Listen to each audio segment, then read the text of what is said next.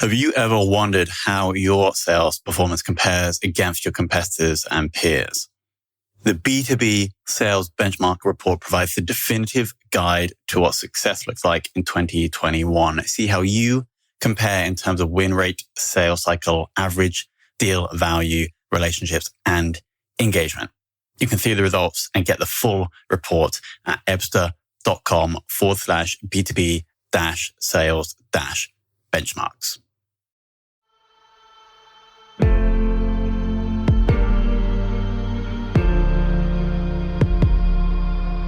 This is Sales Ops Demystified, the #1 most downloaded podcast in sales operations. We invite the brightest minds in sales operations onto the show to deconstruct the why, what, and how behind rep productivity, forecasting, metrics, and all things revenue. This podcast is brought to you by Ebsta, the leading customer engagement platform for Salesforce.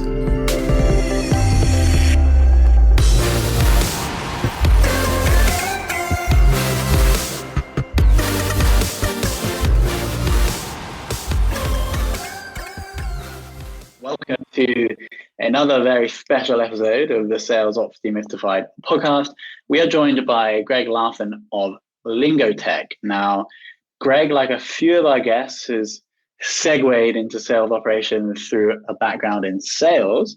So hopefully we're going to talk about the necessity, the old question we used to have, the old discussion we used to have about the necessity of sales skills in sales operations. I'm sure we'll get into that. But Greg, thank you so much for coming on. Thanks for having me. So I want to kick off with that first question about your first how you first got exposed to sales operations and how you took a full-time role in sales operations. Okay. Yeah. So I got my career started at a company called Qualtrics. You might have heard of them, a research company. And when I was there, I was just in a sales role, and we didn't even have a sales ops function. It wasn't very popular at the time. But we how many reps were there when you had no sales operation? So when I started, we had 100 employees. So Qualtrics had just taken their Series A funding. And so we had maybe 40 sales reps. And we had just split into territories. Before, when I first got there, it was just everyone could call on anything. And we had a few industry segments, but not geographic. And so about 6 months in, one of our, basically a marketer, Austin Bankhead, started more of a sales ops role, and it was just him. And I was the lucky one that got to test a lot of the processes on the sales side. So me and a couple other guys, we would test the software and the process and the system. And that's when I just fell in love with it. I found out that I had a lot more passion for the operational side of sales than the actual sales, going out, carrying your own bag, going in and closing deals. I liked that part, and I continued to do that for about 10 years, but I was always interested in the metrics and the dashboards and everything that you could tweak to get a little bit more performance out of a team. And so kind of started there. Do we owe a thanks to that sales operations resource for having this interview today then? If he gave you your first taste. Definitely, yeah. And the funny thing is that I left the company, never really got into sales operations at Qualtrics, but it kind of planted the seed and made me want to be more involved in the operational or leadership, kind of training up sales reps and doing that more than just being kind of an enterprise sales rep. So it was definitely a start. And how long between your first kind of exposure to that to you taking a full-time sales ops role? It probably would have been about 4 to 5 years. So, cool. So from Qualtrics, I took a sales leadership position at another SaaS company, InsideSales.com, and work with them through some high growth times. And then I was introduced to another company that I joined about a year later called Nuvi. It was a social media management company.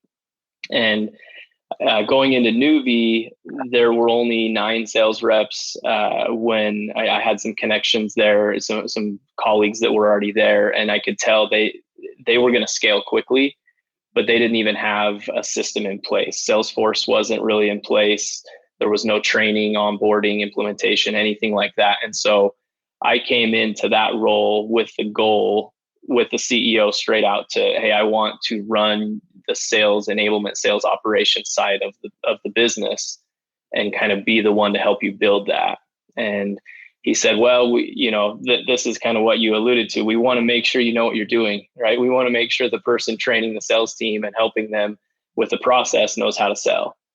And so I spent about 1.5 years at Nuvve proving that I could sell and basically carrying my own bag, selling, helping manage a team, lead a team. And then at that point, we started to grow. We were about 15 to 20 reps, and they handed over kind of the keys to the back end of the house to me. So I got to work on onboarding, recruiting, and hiring process, and build out the whole sales curriculum, how we're going to move from step to step, how we're going to do ongoing training, just kind of everything. And in the next 6 months, we scaled from about 20 sales reps to about 65 and grew it and just kind of had the system running. And that was really fun to kind of cut my teeth with a fast paced company and grow so big and have all the process and implementation and systems for the sales team kind of in my hands.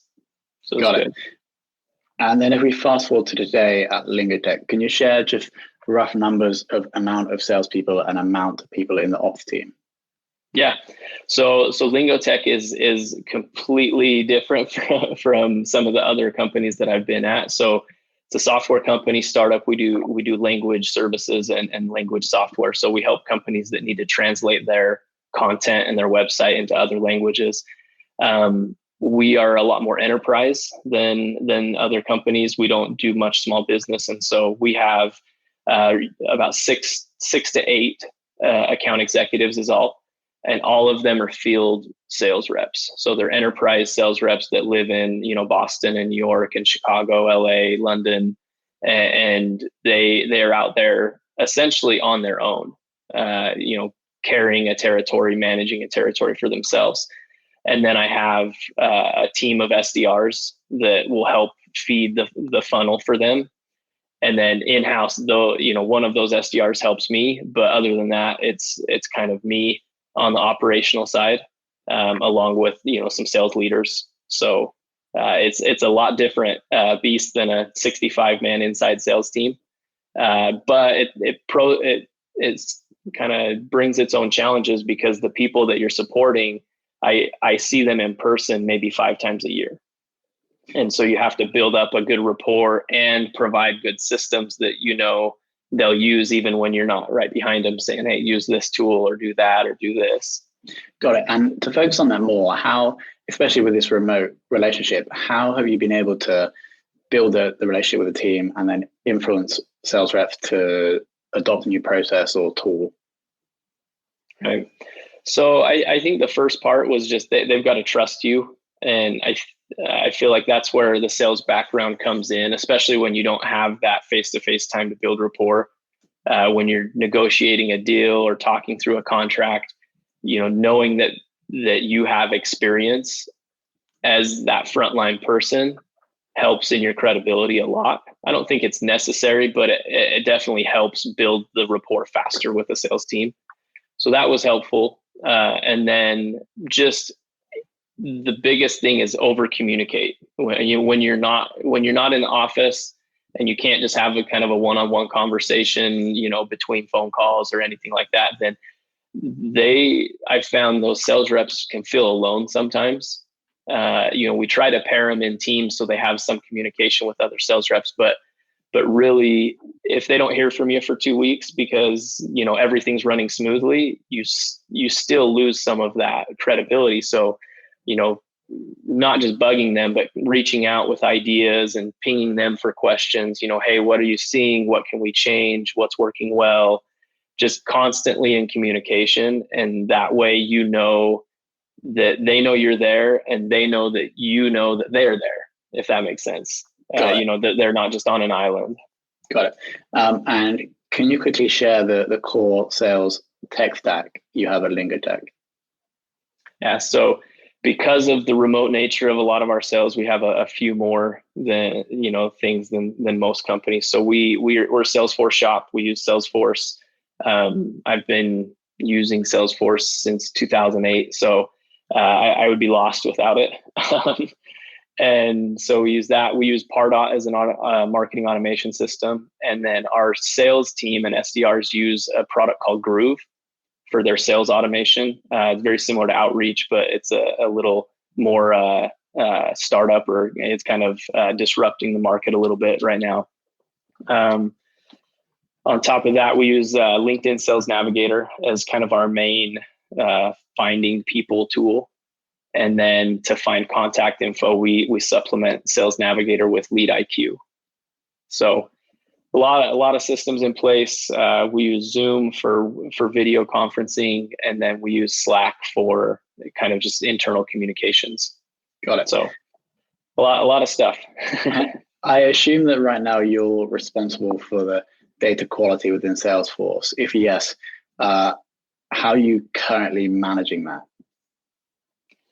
Yeah, I am responsible for that, and that's kind of like the ongoing beast. Data quality within sales is a tough thing to maintain.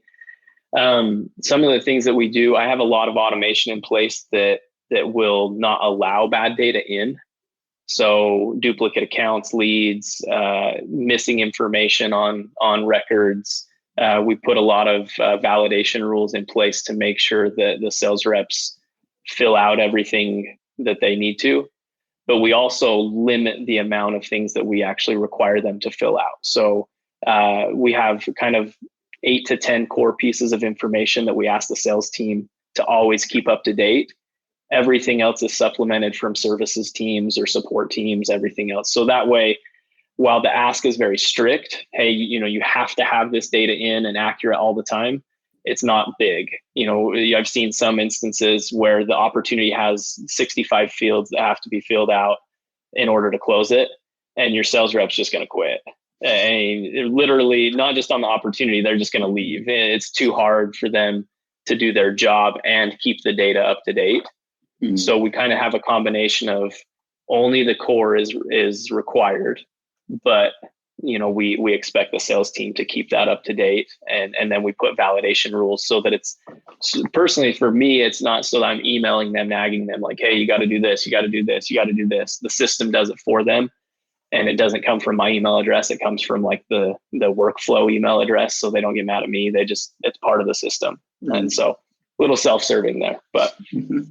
And what are you currently doing to make your SDRs or the account executives more productive?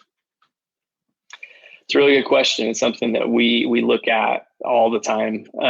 And part of it is the tools that we put in place.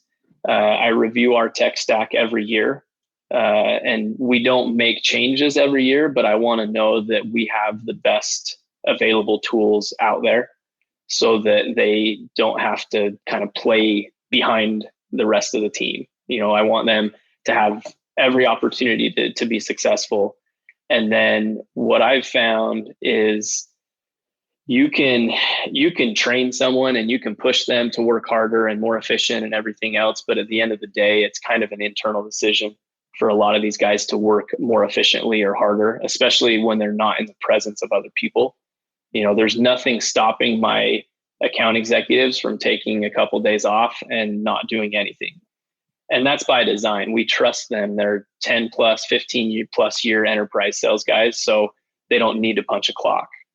But we've done a lot of scrutiny in the interview process to make sure we have the right people in place, because we feel like if we have the right people in place, then the operations will flow. If you're fighting upstream against someone that doesn't want to work, it's a lot easier to go hire and find someone that is willing and motivated and ambitious to work. And so I think that's an overlooked part of revenue operations is the people, just the people over process. If I get the right people in place, I need less process to be successful. And that kind of helps both sides. Can you share something that you do in the recruitment process that helps you screen for that kind of work ethic? Yeah. So a lot of it, I mean, you just gotta you do enough interviews, you get a feel for it. And really, I don't like the typical interview where, what's the last book you read and all these questions. I'd rather prefer to just have a conversation. And the biggest thing that I look for in an interview process and finding the right person is I want to know when they struggled. I want to know, hey, it happens to everybody. If you're telling me you're a sales rep and you've never struggled, you've probably never really kind of pushed yourself to the max. And I want to see how people kind of respond to adversity. You see that a lot in like military settings. You want to put someone through adversity. I don't really want to put anyone through adversity. I want that to have already happened. And I just want to see how they react and see if they're going to be honest with their feedback, if they're self-aware. Yeah, I did struggle in this situation and I wasn't able to turn it around, but here's what I've learned from it. Or, hey, yeah, I fought through this and I was able to do this. And if I know someone's been through a battle before, I'm not worried about the battle they're going to face at our company. Because every sales org, there's easy times, there's bad times, and I just want to make sure that when they're not at 200% of quota, that they're not going to get too stressed out or too miserable trying to catch up to their quota. And that's usually the thing that I try to focus on, because they wouldn't even be in the interview if they weren't successful. So I trust their success. I want to know more about how they got there, essentially. Got it. And from all of your experience in different companies with sales ops, what has sales role been in the interview process for salespeople? Like, are you guys doing one whole interview? Do you just observe the process? Because I've had some people come on and say that they don't really get involved at all. Then some people are responsible for interviewing. Yeah, so I've been lucky enough. A lot of the places I've been, the role of sales op or my role has been kind of intermixed with a leadership role, a sales leadership role. And so I've been at Nuvve, I was very involved. I was kind of the hiring manager over a lot of the sales teams. I would bring in the sales team leads and we would co-interview most people. At Lingotech, we have sales leadership in place that is ultimately the people that are hiring, but with processes, and I'm the one that's going to onboard them and train them and do everything. I'm involved in that process quite a bit. We do a lot less hiring at Lingotech, and so we're a lot more thorough, and they'll meet 6 or 7 people on the team before we actually extend an offer.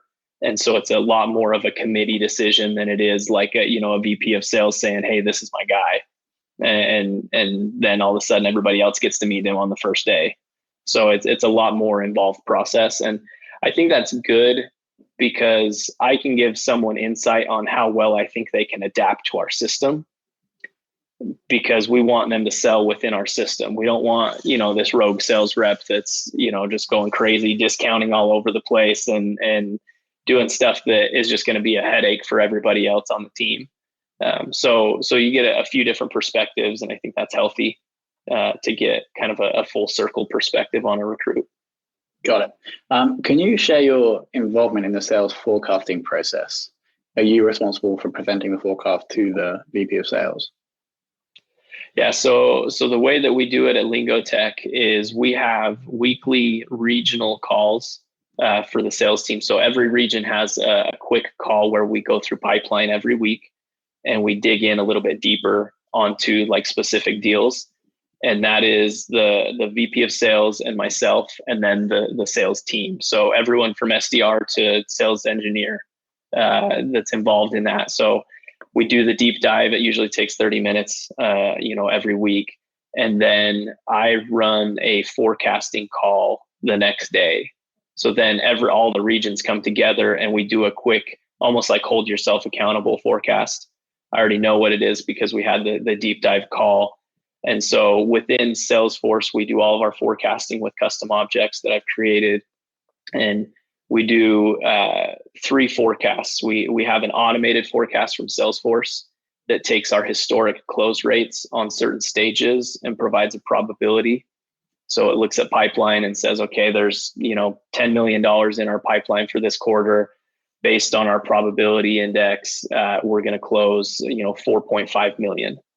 And it'll break it down based on how progressed that is, and it gives it a higher weighted percentage the further it goes in the pipeline. Then the sales regions have a chance to actually call a manual forecast. So they can say, hey, I know I've got, $2 million in best case in my pipeline, but I figure only about 1 million of that is going to close. So my forecast is this for the quarter. And then they have an upside forecast. If everything goes great, this is where we're going to land. And then we have quotas tied into Salesforce. It'll do all the calculations, and we have a dashboard that basically just shows them, okay, here's where we're at to date. Then here's what the automated forecast says. Here's what your manual forecast says. Here's our best case. And here's how far off of our company quota all of those added up commitments get us. So I can say, based on your manual commit, we're, $500,000 off the quarter quota. So we've got to go find $500,000 more of business right now that we don't have sight on. So I run that entire process and kind of make sure everything's working smoothly. And then that report gets auto emailed out every week to our executive team and our department heads. So everybody knows kind of where we're trending. Got it. And what would you say has been the most valuable sales related KPI in your career in management and operations? Ooh, that's a tough question. So as far as like overall data that I'm looking at to see if a sales rep or a region is healthy, I want to look at two things. One is the frequency of closes, and then two, the average deal size. And there's a lot of metrics that can come into play to get to those things. But I know if a sales rep is closing on a consistent frequency, then they know how to win. If the average deal size is too small, that's something that we can talk about. But I don't need to give a closing training to someone who knows how to close. I maybe need to give a negotiation and a pricing training to them to get their average deal size up, and vice versa. If someone's got a $200,000 average deal size, which our average deal size is about 75,000 annually. So if they're way above that, but they're only closing, 2 deals a quarter, 3 deals a quarter, then we start to talk about urgency and frequency and how are we setting up the close, rather than, hey, you need to go get better deals. And so I think that's something that I really focus on. Again, it's the people over process. I don't want to just give a blanket process to everyone on the team. I'm actually looking at, these metrics and deciding what type of professional development is required here, so that I don't put someone in front of a boring training that they're already pretty good at. I kind of specialize that training for the specific need of the sales rep. And I think that goes a long way with just trust with the sales rep, because, they can identify, again, it's that self-awareness. They can identify like, hey, I'm closing, I'm doing pretty good. So I don't want to get harped on for closing business. I just need to figure out how to get better deals. Okay, well, let's talk about that. Let's figure that out. So those two things are where I kind of hang my hat on as far as, is a sales rep going to make it? Can we get a good frequency of deals, and can we get a decent average deal size? And those will fluctuate sometimes, but as long as we know, that those two things are in place, then the sales rep they'll right the ship, or they'll, most of the time, if both of them are in place, they're, crushing their quota. So. Got it. And final question is, who has taught you the most in sales operations? That's so coming into this, I thought about that and kind of how I got started. And so I mentioned it earlier at Qualtrics, our VP of sales operations, VP of marketing, whatever, he carried many titles. His name was Austin Bankhead. And he had a passion for process, and that's kind of carried over to me. And I really enjoyed being kind of like his guinea pig and testing all of it. And, I honestly probably haven't even thanked him for that. I left the company. He's no longer at the company, and we've kind of moved our separate ways. But that really instilled in me like the fact that sales wasn't just like this, put it in the air, and if you're really good smooth talker, you're going to be the best sales rep. There was a system in place. It was scientific at that point, and I love that type of methodology. Is just that there's something you can change. There's leverage you can pull. You can make people better. It's not just you're born to sell or you're not. And that's where I got from him. And then at Nuvve, our CEO, his name was Cameron Jensen. And so he was a sales rep. He was an amazing sales rep. He did really good. But the thing that I learned from him was how to, the people over process.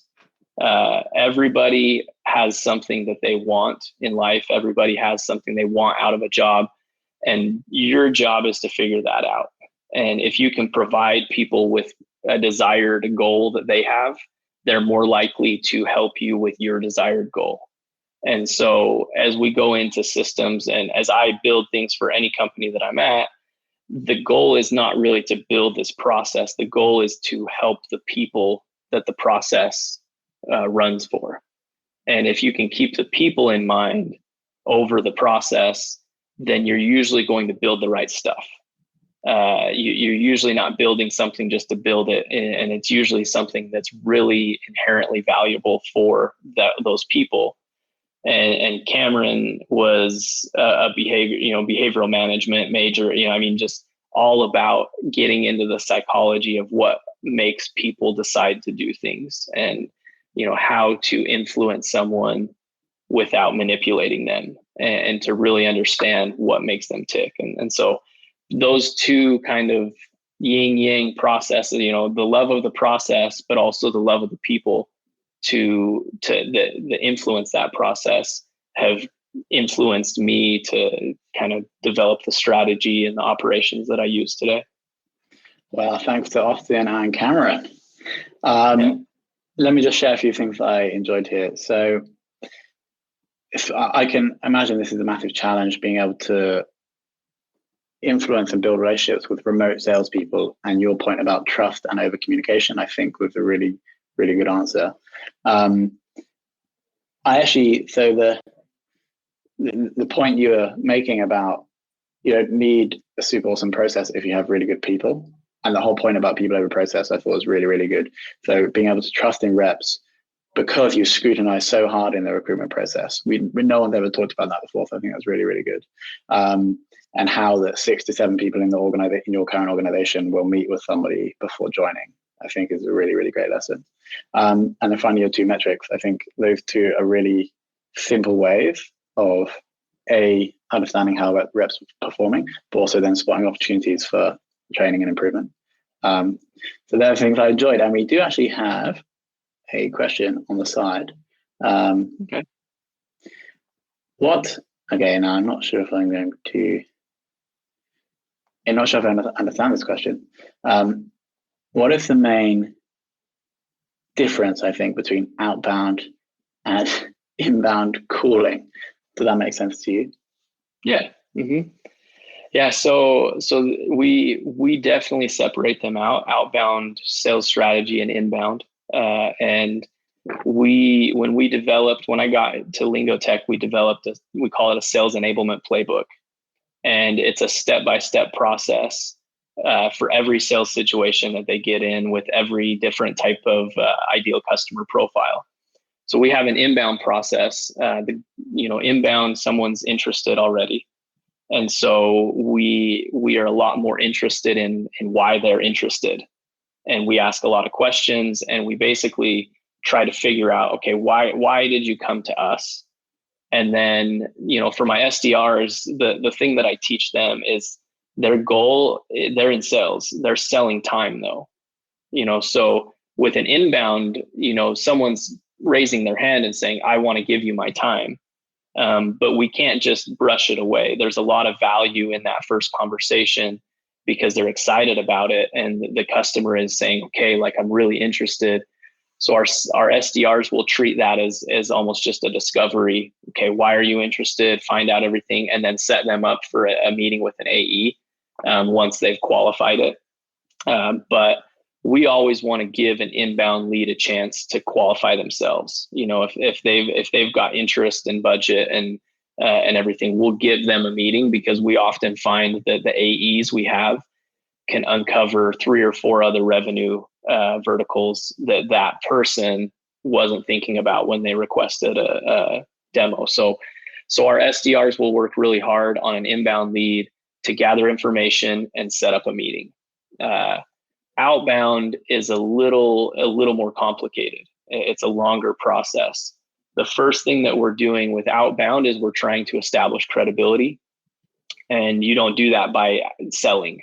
You establish credibility by providing value. So our outbound methodology is like, hey, we deal a lot in this industry. Here's some of the things we've learned over the last month, some of the trends.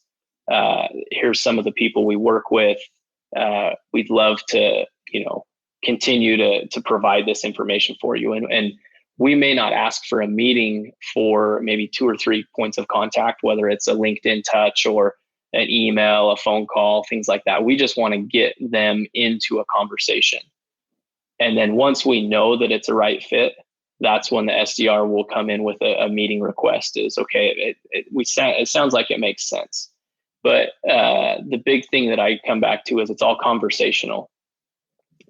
The way to take the griminess of sales out is to just make it a conversation. If you were having the same conversation with your buddy, and you didn't really understand if he was a good fit or not, would you ask him to meet with one of your sales reps? Probably not. So have a conversation, get to know them, let them get to know you. And when you make that ask, they're a lot more likely to say yes. And they're a lot more likely to actually come prepared to the meeting, because they trust the process in the company. Got it. Greg, thank you so much for that bonus question. And thank you so much for coming on. It's been an absolute pleasure. Yeah. Many insights. Thank you so much for your time. No problem. Thanks, Tom.